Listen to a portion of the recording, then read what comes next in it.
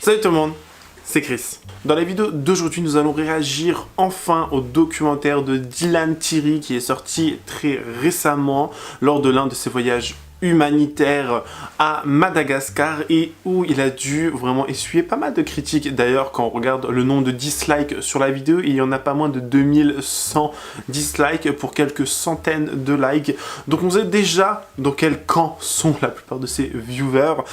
Une vidéo qui a vraiment fait beaucoup polémique de par ses anciennes, polémique aussi, il faut dire les choses, et aussi beaucoup de révélations qui ont été faites dans le passé, mais également dernièrement, qui font vraiment froid dans le dos. Donc écoutez, si vous êtes intéressé, continuez à regarder. Mais avant de commencer la vidéo, n'hésitez pas à vous abonner et activer la cloche de notification si vous aimez les actualités, les people, stars de télé-réalité, polémiques et story time.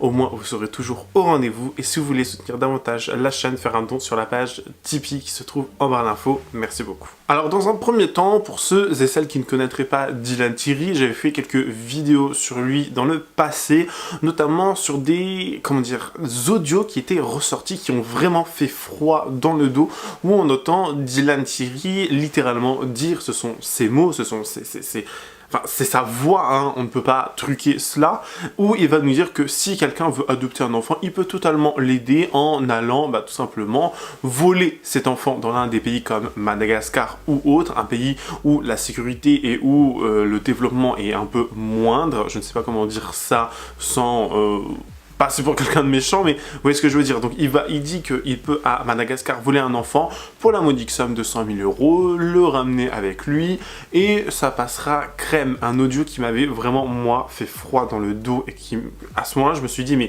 c'est quel genre de personnage, ce mec? Et j'ai l'impression que personne n'en a vraiment plus parlé que ça. Enfin, je veux dire, quand on a ce genre de révélation, quand on a ce genre de témoignage, carrément, d'aveu, c'est carrément un aveu pour moi. Qu'est-ce que fait la justice? Qu'est-ce que fait les gens? Enfin, je veux dire, au bout d'un moment, qu'est-ce qu'ils font? S'il vous plaît, qu'est-ce qu'ils font? C'est vraiment pathétique et en même temps tellement criminel. C'est un truc, en fait, si je veux sauver une fille, regarde comment ça va se passer et regarde qu'est-ce qui va se passer. Écoute bien, en fait, pour sauver une fille, par exemple, qui est à Madagascar, imagine, il y a une petite fille de 3 ans, 4 ans ou 5 ans. Elle est à Madagascar, elle n'a pas de famille et tout ça. Moi, je dois la faire venir en Europe pour que ça devienne ma fille. En fait, je vais prendre le passeport de n'importe quel pote à moi qui a une fille noire, parce qu'ils sont noirs à Madagascar, noire, métisse, peu importe. Je vais prendre son passeport, je vais dire qu'il me le donne. Lui, il va faire déclaration de perte un petit peu plus tard. Et en fait, avec ce passeport-là, c'est comme si j'étais venu avec elle à Madagascar. Et en fait, je repars avec elle en Europe. Tu vois, mais avec le passeport, parce qu'eux, ils regardent la photo, mais vite fait, tu vois, j'aurai la fille, elle sera à ma main. Et après, en fait, avec ce passeport-là, elle rentre. Tu vois ce que je veux dire? Avec moi. Tu vois ce que je veux dire? Ouais, tu sais, Jazz, elle m'avait écrit la dernière fois, et une fois à Dubaï aussi, je crois qu'elle m'avait écrit 2 fois. Une fois à Madagascar et une fois à Dubaï, si j'avais un contact pour adopter. Moi, je peux faire en sorte qu'elle adopte, tu vois, on en parle. Ou alors, je deviens le premier influenceur à adopter, parce qu'ils trouveront jamais de solution, parce qu'il ne faut pas de voyage humanitaire. En tout cas, pas comme moi je l'ai fait. Ou alors, je leur donne le... Enfin, tu vois, je fais en sorte de leur demander 100 000 €. J'avais pensé 100 000 € minimum, c'est vraiment le minimum. Et je leur dis, ouais, venez à Madagascar, et ils me donnent 100K, et moi, je fais tout pour eux pour qu'ils puissent adopter, et du coup, sauver un enfant. Dis-moi ce que t'en penses. Ouais, après, il y avait les deux choses. C'est le fait, déjà, je prends un gros billet. Et de deux, bon, je le dis pas, ouais, je dis voilà, je dis pas que c'est pour moi. Je dis qu'il y a à peu près 150 000 € de documents à payer, à régler avec les avocats, les ci, les ça, alors que je prends tout dans ma poche. Et l'autre chose, c'est que ça sauvait un enfant, tu vois. Voilà, c'était les deux trucs-là qui étaient positifs.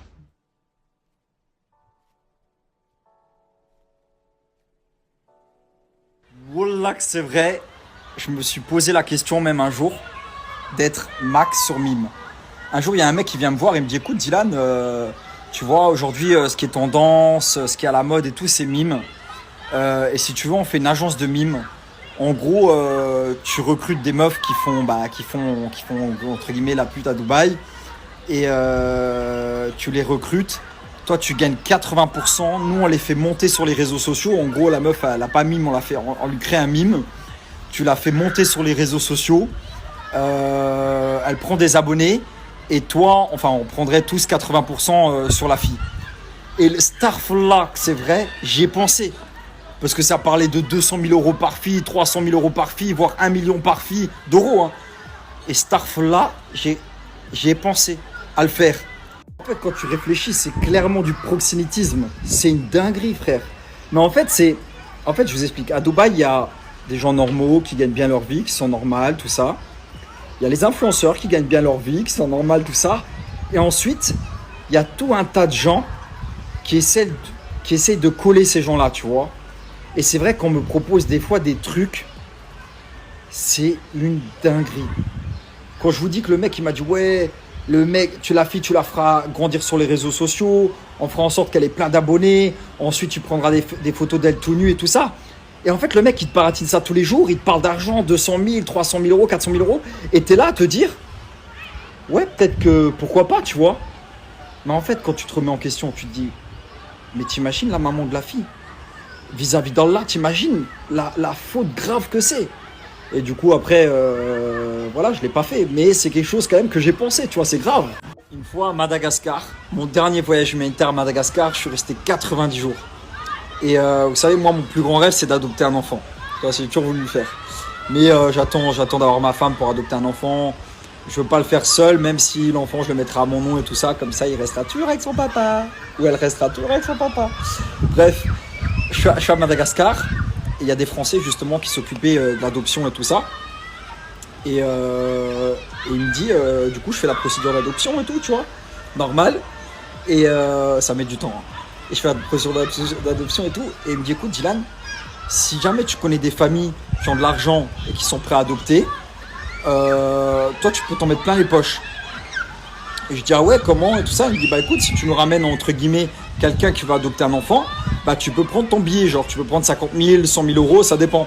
Ça permet de prendre mon billet et en plus, ça permet surtout à un enfant d'être sauvé, tu vois. Et le mec, il me dit ça, je dis, ouais, cool. En plus, dans notre milieu, il y en a beaucoup qui ont de l'argent, tu vois. Moi, je crois que la seule que je connais, c'est Jazz. Jazz, je sais qu'elle voulait adopter un enfant. Et le mec, il me dit, en plus, le mec, je lui dis, j'ai un contact qui veut adopter un enfant. Il me dit, ah ouais, qui? Je lui dis, ouais, je te tiendrai au courant, pour pas dire le nom. Et il me dit, ok, bah, si tu me la ramènes et tout, tu peux prendre 50 000, 100 000, ça dépend. Je dis, oh cool, bah, c'est cool, tu vois. Et après, tu vois, je réfléchis, je me dis, je vais quand même pas mettre en contact quelqu'un, tu vois, et genre, je me prends un billet sur l'enfant, tu vois. Et je me mets en réflexion, tu vois, tu te dis, ok, tu prends 50 000 ou 100 000 facile parce que tu as fait le contact. Mais en gros, c'est genre, comme si tu avais vendu un enfant, tu vois, c'est bizarre. Et du coup, j'ai jamais contacté Jazz, j'ai jamais contacté personne, tu vois. Mais c'est pas la première fois que Dylan Thierry est dans ce genre de polémique et dans ce genre de sauce, hein. Déjà, à l'époque, monsieur voulait venir en aide à des orphelinats au Maroc, à Madagascar encore une fois, et il nous faisait tout le temps des grands discours, des grandes vidéos sur « Venez, faites des dons à cette association, à celle-ci, à celle-là ». Il nous donnait toujours des sites et des choses où on pouvait donner de l'argent. Alors les sites étaient extrêmement étranges, hein, on va pas se mentir, j'ai moi-même été checké, on peut toujours checker à l'heure actuelle, et c'est des sites déjà qui n'ont ni, politique de confidentialité ou de qui ils sont. C'est vraiment un site, si vous voulez, qui a été fait par un petit gamin développeur de 17 ans qui apprend à faire du coding à la rigueur, pourquoi pas, mais ce sont vraiment des sites, tu te dis mais faut vraiment, excusez-moi du terme, hein, mais être bête quand tu vois la tête du site pour donner de l'argent à ce genre de site-là et de personnes. Parce que déjà, il n'y a aucune sécurité, il n'y a rien, et tu ne peux même pas contacter la personne si tu fais un don. Il n'y a vraiment rien sur le site. Notamment, par exemple, à son dernier site en question pour aller à quand il est allé à Madagascar, le site dont il fait la promotion dans sa vidéo, dans sa vidéo documentaire, il nous dit qu'il y a ce site, je sais pas quoi. Donc j'ai fait un tour dessus et vraiment le site, je vous jure, ça se voit qu'il y a un truc. Vous voyez, enfin vraiment, si on a un minimum de jugeote, on voit à quel point ce genre de sites, sont vraiment bas de gamme et qu'on se dit que c'est une entourloupe, littéralement. Mais comme je vous ai dit, c'est pas non plus la première fois qu'il nous fait des promotions, ce Dylan Thierry, de choses totalement invraisemblables, de choses vraiment what the fuck. C'est-à-dire que le mec, déjà, à l'époque, il avait fait un partenariat avec une pseudo-compagnie pharmaceutique ou je ne sais pas quoi, qui allait guérir les cellules, comme il dit, les cellules cancérigeuses. Voilà, donc le mec ne sait même pas parler, hein. C'est comme une fois il avait dit qu'il avait été en Libanie et qu'il avait été en malgache. Et les gens continuent de donner leur argent à ce genre de personnes. Non, au bout d'un moment, c'est bon quoi. S'il vous plaît, réveillez-vous. Réveillez-vous. Le mec nous a dit que avec un partenariat apparemment, des pharmacies, des grands groupes pharmaceutiques veulent veulent côtoyer et veulent travailler avec Dylan Thierry pour guérir les cellules cancérigeuses. Alors déjà, c'est cancérigène. Et le mec ose nous dire, ouais, les cellules cancérigeuses, je sais pas quoi. C'est d'un pitoyable. Honnêtement, je crois que j'ai même plus les mots. C'est pitoyable. Regardez ça. Je vais vous dire un truc qui est une dinguerie. Je vous promets que je vous dis la vérité, c'est hallucinant. Uncity, ils ont quelque chose qui guérit les cellules cancérigeuses. C'est-à-dire que si tu as des cellules cancérigeuses dans ton corps, ce produit-là les tue. Et en fait, c'est pas vendu en France ni en Europe parce que c'est interdit. Ils veulent pas. C'est beaucoup plus intéressant pour eux que vous ayez à l'hôpital et que vous payiez une blinde. Ça les intéresse pas de trouver des produits. C'est vrai, hein? T'as vu là, quand on était choqués là? Ouais, cancérigène, ouais, pardon. Ouais, cancérigène. Et je vous le dis... Bon, venons-en au fait maintenant. On a ce documentaire qui est sorti récemment. Documentaire où Dylan Thierry a passé à peu près 36 jours à Madagascar. Madagascar où d'ailleurs il a été interdit de territoire, interdit de voyager. Parce que le gouvernement avait eu des signalements comme quoi il faisait des trafics d'humains. Hein. Voilà, on va au bout d'un moment donner les termes. Hein. Encore une fois, je pense que vous avez entendu cet audio en début de vidéo qui fait froid dans le dos et à quel point c'est... Ah, je vous jure, je sais pas quoi penser, genre, je me dis à quel moment ces gens ils vont s'arrêter en fait. Bref, et après ça vient vous dire la perpétuelle, tout le temps, moi je suis muslim, j'ai la foi, je suis gentil, j'ai ci, j'ai ça. Les gens qui vous font passer tout et n'importe quoi, toute la pilule avec la religion, peu importe la religion, hein, bien évidemment, mais comme d'habitude c'est toujours la même religion qui est utilisée, on va pas se mentir, surtout... Là, dans le contexte actuel, les gens savent très bien que ça va faire parler, les gens savent très bien que si tu utilises la religion musulmane pour telle ou telle chose, les gens vont cliquer parce qu'il y en a, ils sont crédules, ils se disent « Ah, mais s'il a la foi, mon Dieu, le Seigneur va lui pardonner et le Seigneur est avec lui. » Non, les gens utilisent la religion comme outil marketing. Hein. Arrêtez de croire ce genre d'individu, c'est tout bonnement impensable, vraiment impensable.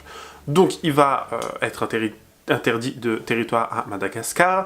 Pour des raisons très sombres, j'ai envie de vous dire. Il va y passer 36 jours, c'était en 2022 à peu près, et ce documentaire dure 3 heures. Écoutez déjà ce qu'il dit en début de vidéo pour décrire Madagascar et pour un peu faire larmoyer, si vous voulez. Écoutez ça. Alors tout au long, alors je vous jure, j'ai dû regarder ce truc-là pendant 3 heures, j'ai perdu 3 heures de ma vie. Je l'ai fait pour pas que vous ayez à le faire, parce que littéralement, hein, il y a...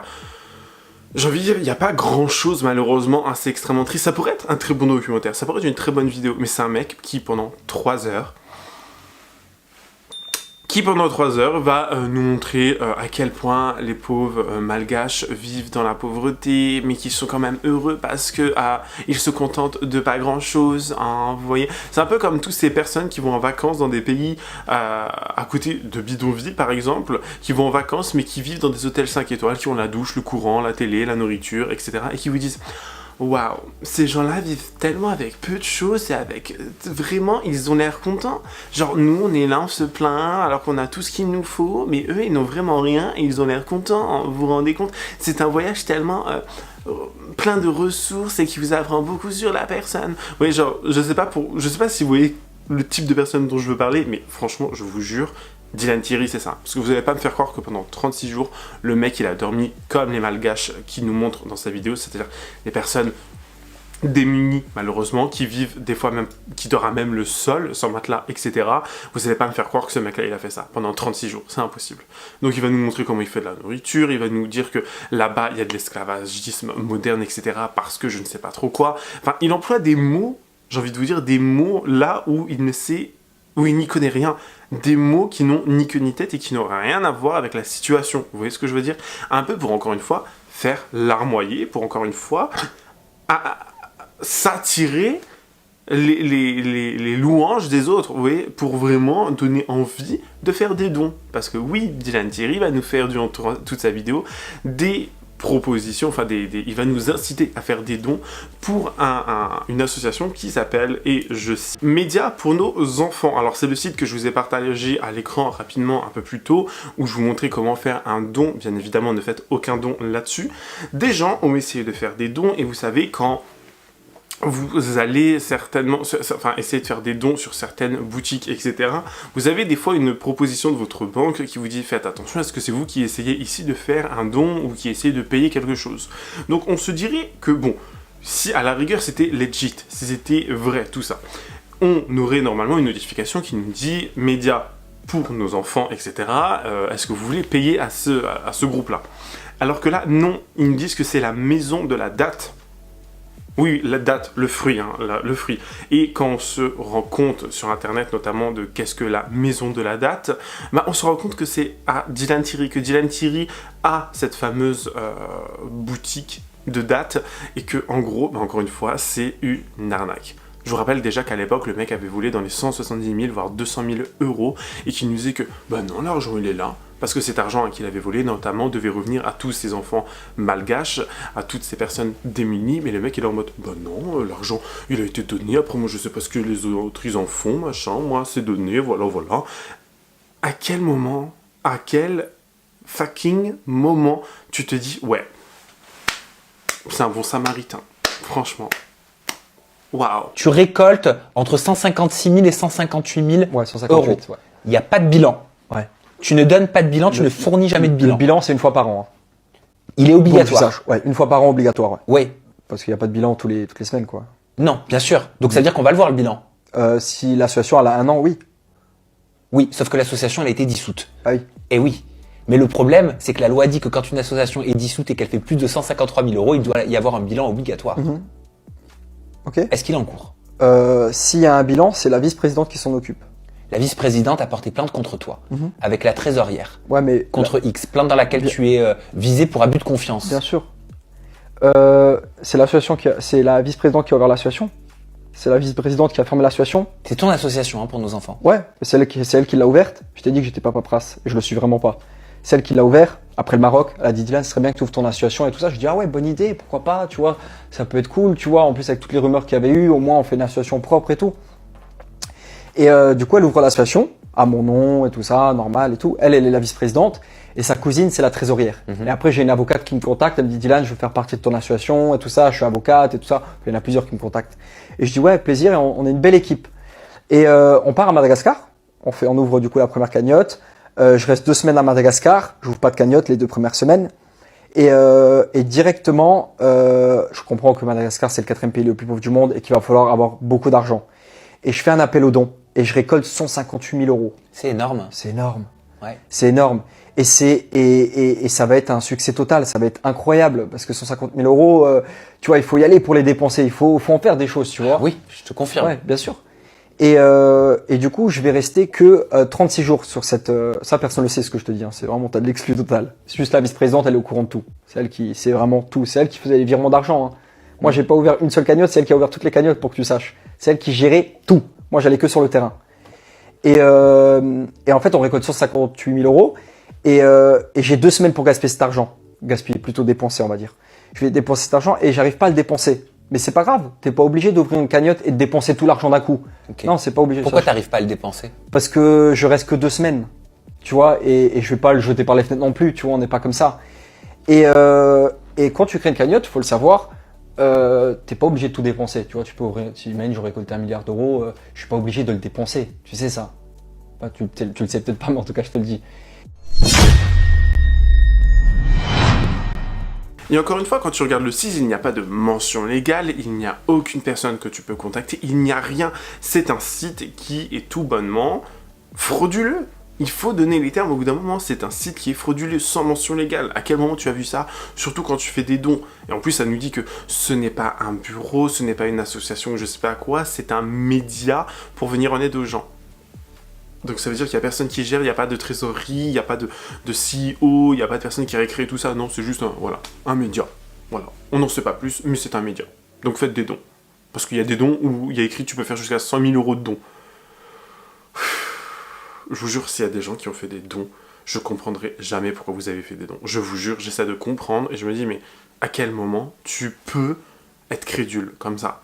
Je jette pas la pierre aux gens, bien évidemment, mais je me dis, mais saupoudré de quoi? Sous quelle chose, en fait? Pourquoi tu t'es dit que c'était une bonne idée? Comment tu t'es dit que c'était une bonne idée, en fait, de faire des dons à cette personne? Expliquez-moi, vraiment expliquez-moi. Après, on a Dylan Thierry qui nous avait fait des stories sur Instagram où il nous teasait un peu son documentaire. D'autres stories où il avait écrit notamment, et je cite, « Qui serait prêt à partir du jour au lendemain en voyage humanitaire avec notre équipe de médias pour nos enfants. Point média. Vous mangeriez une fois par jour, dormiriez dans des conditions difficiles, vous doucheriez avec de l'eau froide provenant des puits, seriez-vous prêt à affronter la réalité des enfants mourant de faim, malades ou gravement blessés. Ce que vous verriez dépasse de loin ce que vous pourriez imaginer à travers mes vidéos. La réalité sur le terrain est bien plus dure. » Donc là, on va nous faire croire que Dylan Thierry ne mange qu'une fois par jour, il ne prend une douche qu'avec de l'eau de pluie, il nous fait ci, en fait, c'est encore une fois fait pour attirer la sympathie des gens. Je ne sais pas si vous vous rendez compte à quel point c'est, mais vraiment pervers, vraiment, ce genre de comportement. Vraiment. Dylan Thierry, 28 ans, qui s'est fait connaître dans l'émission Koh-Lanta. C'est lui, 1 600 000 adeptes sur Instagram, 73 000 sur TikTok. Et comme beaucoup d'influenceurs, il vit à Dubaï, montre ses pectoraux sous la douche, ses moments de détente sur des bateaux paradisiaques ou tente de vendre de fausses pilules miracles pour guérir le cancer. Jusque-là, peu de choses qui nous surprennent vraiment, car il n'y a rien finalement qui ressemble plus à un influenceur qu'un autre influenceur. Mais là où Dylan Thierry a tenté de se démarquer, que sa démarche soit sincère ou non, c'est en donnant à ses réseaux sociaux un caractère humanitaire. Il a créé une association, s'est rendu dans différents pays en voie de développement, le Sénégal ou encore Madagascar, et partageait cette expérience sur les réseaux sociaux avec des petites vidéos qui ressemblent à ça.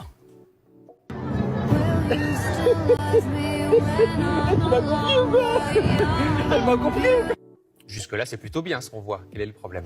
Alors, en apparence, c'est bien, et c'est souvent le cas avec les réseaux sociaux et les influenceurs, mais on ne sait pas trop si c'est l'honnêteté ou la vénalité qui se cache derrière, ou peut-être un mélange psychologiquement complexe des deux, guidé par l'ego et les faux bons sentiments, et le doute est ici plus que permis. Par exemple, pour son association, Dylan Thierry avait lancé des cagnottes sur les réseaux sociaux, des appels aux dons, il a récolté des centaines de milliers d'euros.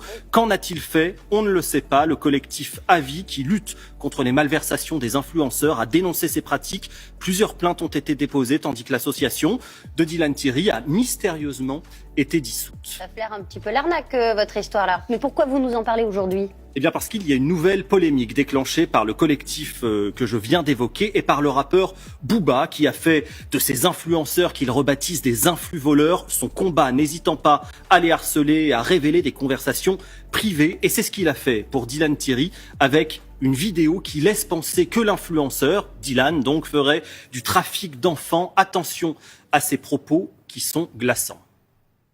Moi, je peux faire en sorte qu'elle adopte. J'avais pensé 100 000 € minimum, hein. C'est vraiment le minimum. Déjà, je prends un gros billet. Et de deux, bon, je le dis pas, je dis voilà, je dis pas que c'est pour moi, hein. Je dis qu'il y a à peu près 150 000 € de documents à payer, à régler avec les avocats, les ci, les ça, alors que je prends tout dans ma poche. Wow.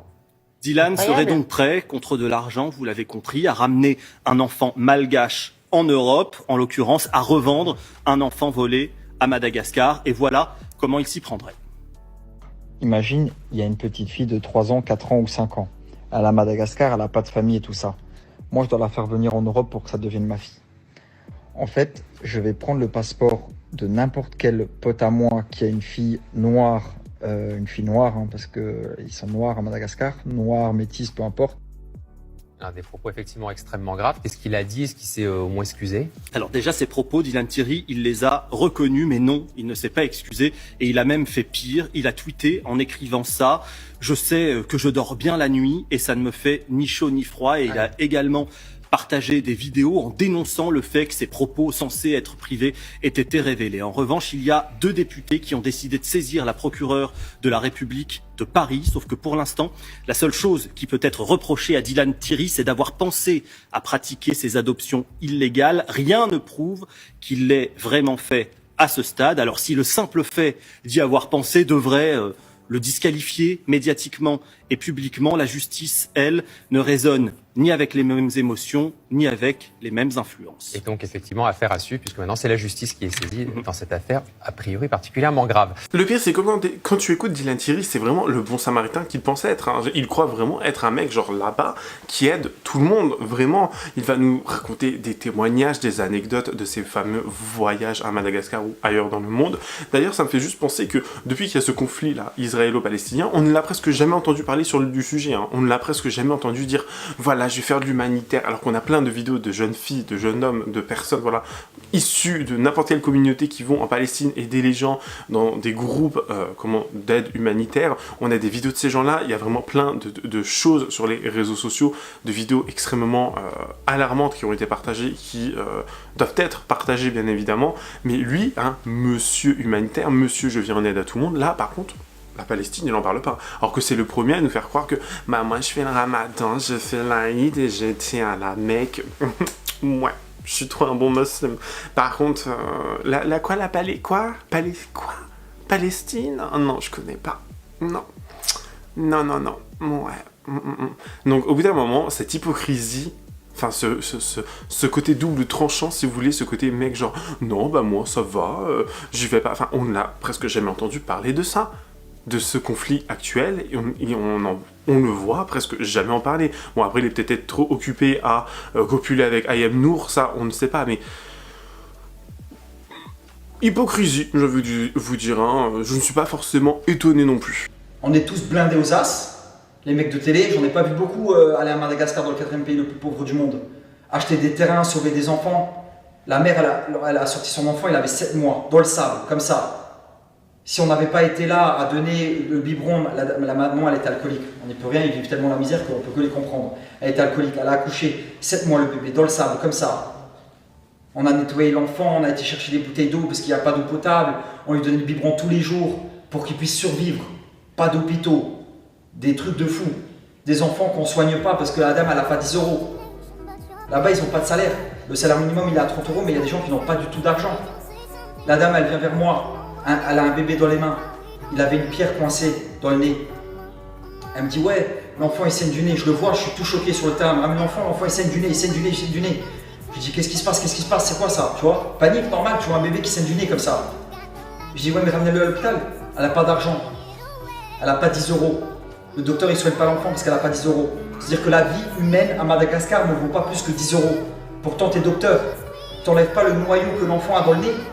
Parce que là-bas ils sont dans le sable, ils se mettent des trucs dans le nez. C'est-à-dire que si le sang il lui remonte à la tête, bah, il meurt. C'est-à-dire que la vie à Madagascar elle ne vaut même pas 10 euros. Si t'as pas 5 euros pour soigner ton enfant, il peut mourir là, on ne l'aidera pas. Alors honnêtement, je ne sais pas si vous avez vu ce fameux documentaire de Dylan Thierry, hein, dites-moi en commentaire, je sais qu'il y a beaucoup de personnes qui m'avaient demandé de parler de cette vidéo, de ce documentaire, parce qu'il y avait plein de rebondissements avec lui. C'est vrai qu'il s'était fait un peu plus discret dernièrement, mais lorsqu'il est revenu, il est vraiment revenu en force. C'est-à-dire que le mec, il n'a pas arrêté de nous faire des teasings, il n'a pas arrêté de nous dire ouais, il faut regarder, c'est vraiment la vidéo humanitaire qu'il faut regarder, c'est la vidéo qui va vous faire apprendre des choses, je sais pas quoi, enfin... Certes, on voit les conditions de vie, mais encore une fois, c'est assez étrange parce qu'au bout d'un moment, dans la vidéo, il y a comme une espèce de plaque en terre, etc., où il y a écrit dedans « Merci à l'aide d'Américains, merci les Américains », quelque chose comme ça. Donc, c'est un peu lisible, je vais vous mettre ça à l'écran de toute façon. Et on voit dans cet extrait, en gros, qu'ils disent « Merci à telle et telle personne, merci à eux, merci à ça ». Donc, est-ce que le mec, parce que déjà dans le passé, on avait d'anciens associés à Dylan Thierry qui avaient pris la parole, on a... plein de vidéos de Dylan Thierry qui fait croire qu'il y a eu un rassemblement pour lui, qu'il y a eu un fan meeting pour lui, que le mec, genre, notamment lorsqu'il était parti, alors je sais plus du tout où c'est, mais je sais que c'est dans un pays en Afrique, où il y avait comment dire, je crois que c'est au Congo, mais j'ai peut-être une grosse bêtise, mais bon, il y avait plein de personnes qui étaient dans la rue en train de manifester, notamment pour un truc en rapport avec la politique, et le mec s'est immiscé dans dans ce soulèvement de personnes, et il a commencé à dire regardez, ils sont tous là avec moi, ils sont là avec moi, ils sont là pour moi, ils font ci, alors que ça n'avait rien à voir. Le mec il s'est juste faufilé dans la foule, il a dit, il s'est fait 1 ou 2 vidéos, il a dit regardez, ils sont avec moi, ouais c'est trop bien, mais faut vraiment avoir un esprit détraqué pour faire ce genre de choses, hein.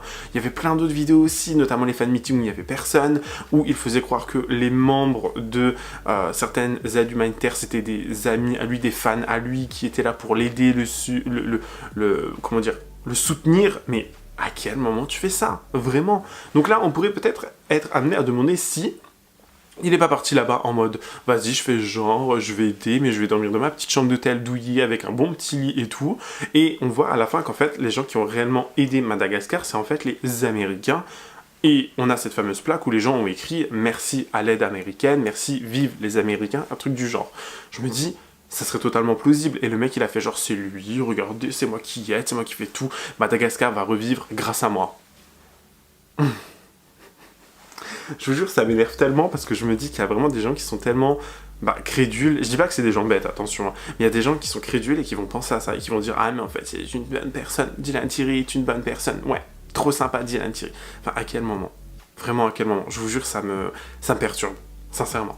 2 cagnottes en faveur des enfants malgaches font polémique. Aux yeux de quelques internautes, les actions filmées sur place ne semblent pas vraiment à la hauteur du $250 000 récoltés. L'affaire atterrit devant la justice quand la vice-présidente et la trésorière de l'association portent plainte contre Dylan Thierry pour détournement de fonds. Nous avons rencontré leur avocat, Maître Michel.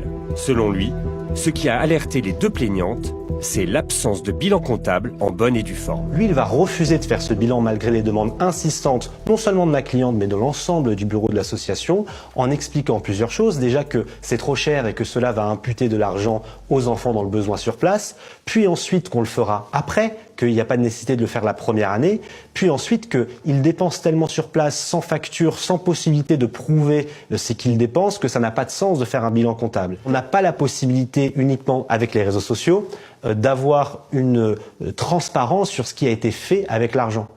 Donc c'est justement pour ça, nous, qu'on dépose plainte également, c'est que les enquêteurs fassent ce travail de reconstruction de ce qui a été fait sur place. Nous avons contacté l'influenceur, mais il a refusé nos demandes d'interview. C'est trop facile d'attendre que je rentre à Dubaï, de voir que le mec il est dans une belle voiture, dans son confort et dire c'est un voleur, en fait ils sont où les sous? Je t'invite Sam à aller à Madagascar et de me ramener une facture. Mais les comptes, ils peuvent être tenus en interne.